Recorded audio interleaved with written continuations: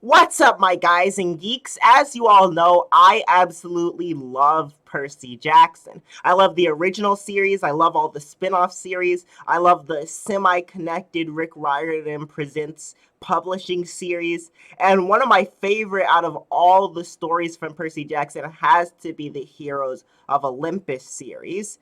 And today I decided to go through each of the 5 Heroes of Olympus novels and look at, because each chapter is told from the perspective of a different member of the 7. So I decided to look at that, do the math, and rank the members of the 7 by how much page time they got.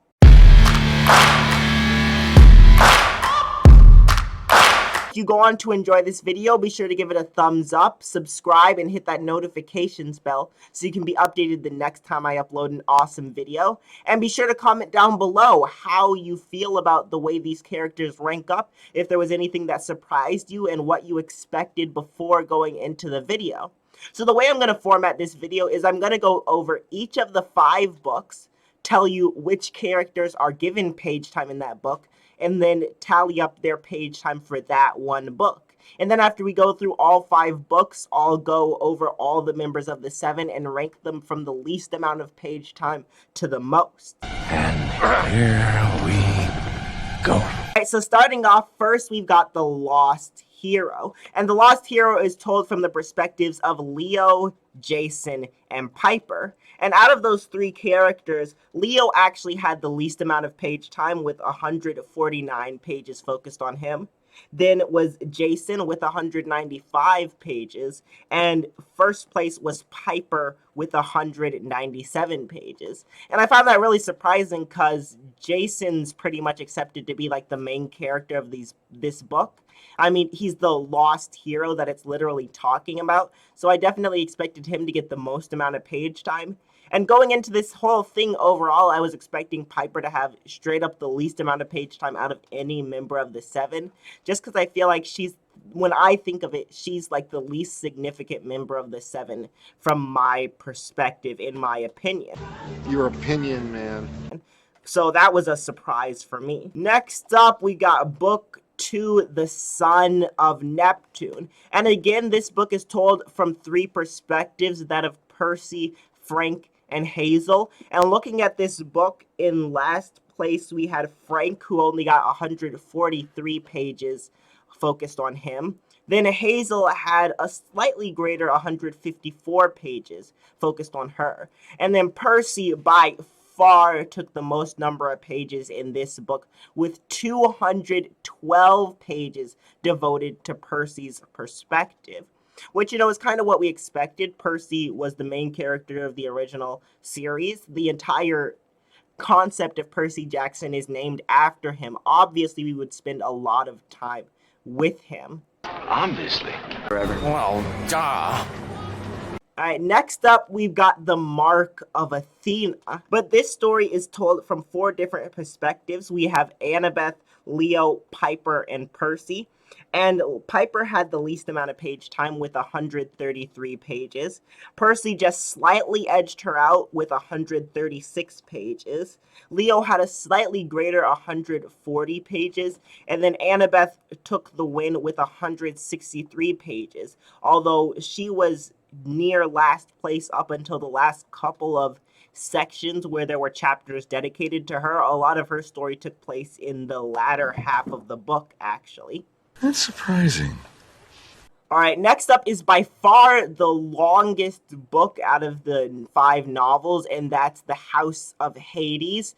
And being the longest book, I didn't realize before going into this that this book is actually the only book where we get a perspective from all the members of the 7 in one book. So I was thinking there were just like 4 or 5, but we go from 3 and 4 different perspectives to 7 different perspectives in one book with House of Hades. And so we had perspectives from all 7 members of the 7. And in last place was actually Piper, who only had 28 pages. So not very much, just a little bit of her perspective. And then Jason is next, and he almost doubles what Piper had, as he has 73 pages focused on him. Then Leo has a slightly greater 79 pages. Then there's Frank with 84 pages. Percy, who has 101 pages dedicated to him. Hazel is the second place spot with 107 pages. And then Annabeth takes the lead with 111 pages. And honestly, I'm kind of surprised. I knew we got a lot of Annabeth and Percy's perspectives, and I knew this was kind of Hazel's book, but I really didn't expect Hazel to have more page time than Percy, especially considering that we've got Percy and Annabeth literally in Tartarus for the entirety of this book. I expected that they would be the main characters, and what was happening back on Argo 2 would be kind of a side story. But I guess Hazel kind of took the place as our POV character to make sure we still felt connected to Argo 2 and the rest of the crew, even as Percy and Annabeth were in Tartarus. She's connected. Then for the finale of the series, The Blood of Olympus, we actually have something unique, because while we don't get all the members of the Seven having their perspectives in this book, we do get the perspectives of two outsiders in addition to the members of the Seven we get. Nico and Reina both have parts of this book where it's dedicated to their perspectives, and that makes it unique. It means we're actually going to have 9 characters for our final ranking because they do have their perspectives, so I decided to include them on the list. But for this book, there were 5 characters whose perspectives we got: Nico, Reina, Leo, Jason, and Piper. And in last place, we had Piper with 84 pages of page time. Then Leo had 98. Reina just barely edged Leo out with 100 pages. Then Jason was in second place with 106 pages. And Nico, surprisingly, for not even being a member of the Seven, has the most page time in the final book of the series with 112 pages. So now that we've gone through all the different books and looked at each member of the Seven and the 2 bonus characters and how much page time they got in each book, we can rank each of the characters by how much page time they had overall, starting with 9th place Reina. And honestly, this was kind of expected. We weren't even introduced to her as a character until the 2nd book. So even comparing her to Nico, who was the other character that wasn't a member of the Seven but still got a perspective, she obviously isn't as important to us, the readers, as Nico, because we haven't had as much time to get to know her. So she pretty likely would have less page time even than the other non-Seven member. But speaking of the other non-Seven member, Nico is in 8th place with 112 pages.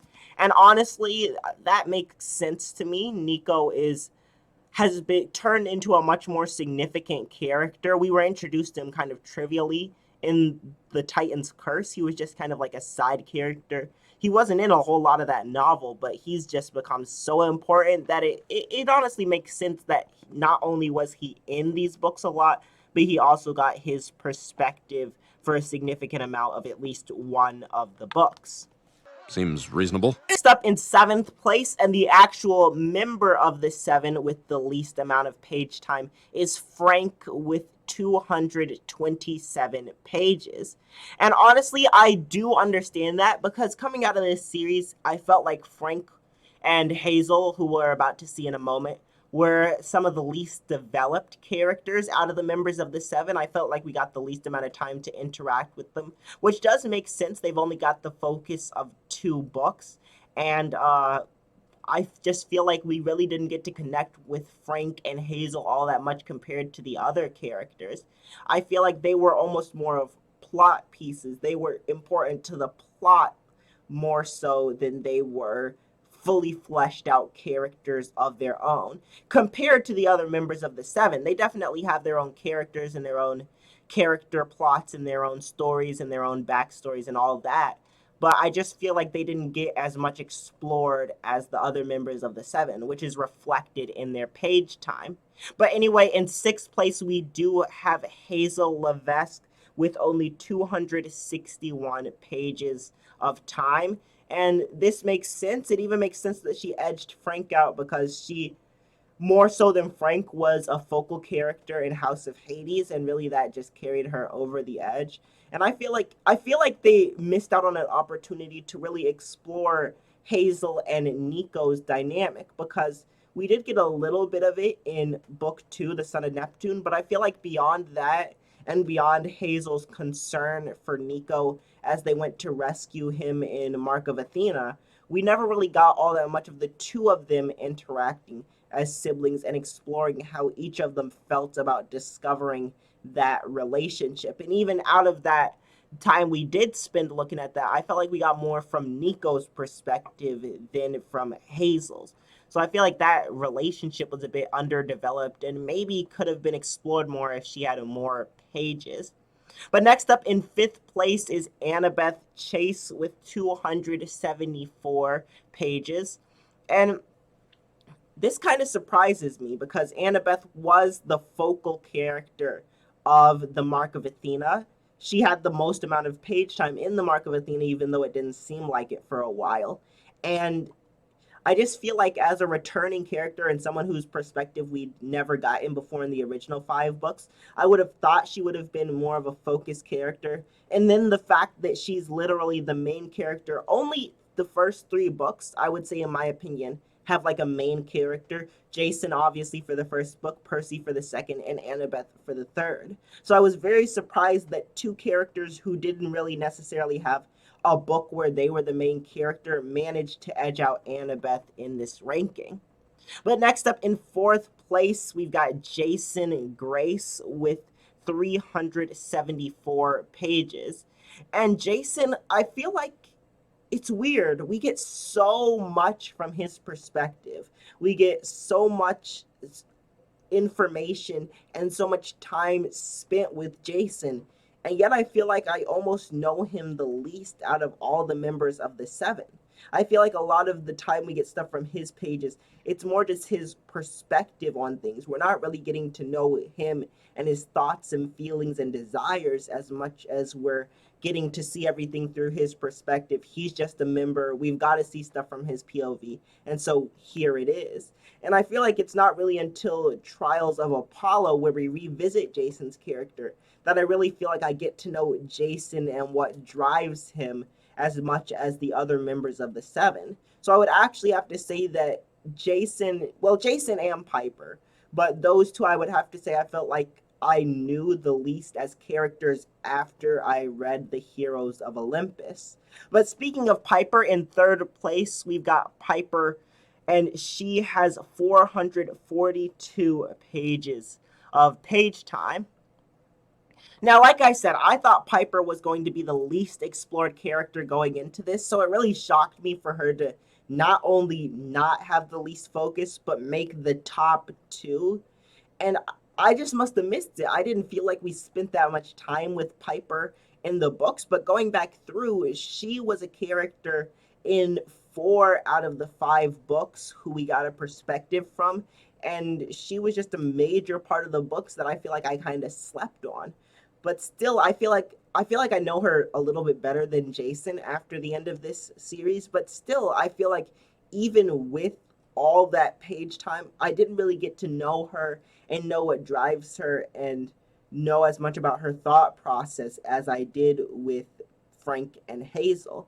Frank and Hazel definitely felt like the least developed, but I felt the least connected to Jason and Piper, if that makes sense. No, it doesn't. But next up in 2nd place, and a surprise for me, Percy Jackson comes in 2nd place with 449 pages of focus time. And Percy, we all knew he was going to be at least in the top 3. He was the main character of the first series. He's the character that everybody ties all these books to. Everything kind of revolves around him, at least for the first 2 series, after which he's kind of taking a back seat to other characters in their own exploration. But I was surprised that Percy wasn't number 1 on this list, but I do feel happy that we got a solid amount of time to explore him, because a lot of things happened to him during this series, and there was a lot of catching up to do after the original series. So I'm glad that Rick Riordan gave us enough time with Percy for us to catch back up to that character and really maintain that connection to him that we built over the first 5 books. But if you've been keeping track, you know there's only one member left. In 1st place, to my surprise, we have Leo Valdez with 466 pages of focus time, which is nearly double that of the focus time that characters like Frank and Hazel got. And it's surprising to me. Leo was always the seventh wheel of the group. He even describes himself as such simply because all the other characters are in relationships with each other and he's just kind of the best friend in that situation. But I guess Rick Riordan used that as a perspective so that we were able to understand everything that was happening around us from the perspective of an outsider, from the perspective of somebody who wasn't necessarily automatically included into everything.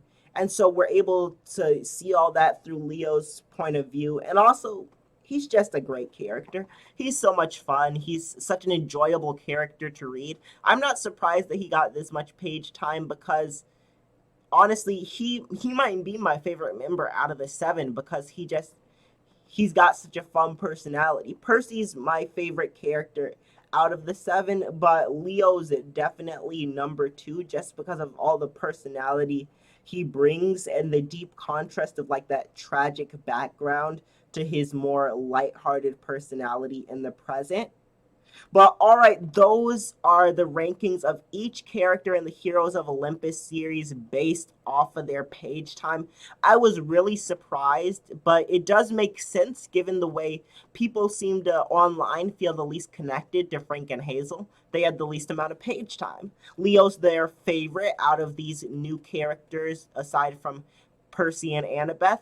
He had the most page time. Percy maintains his consistent status as one of the most appreciated characters. He had the second most page time.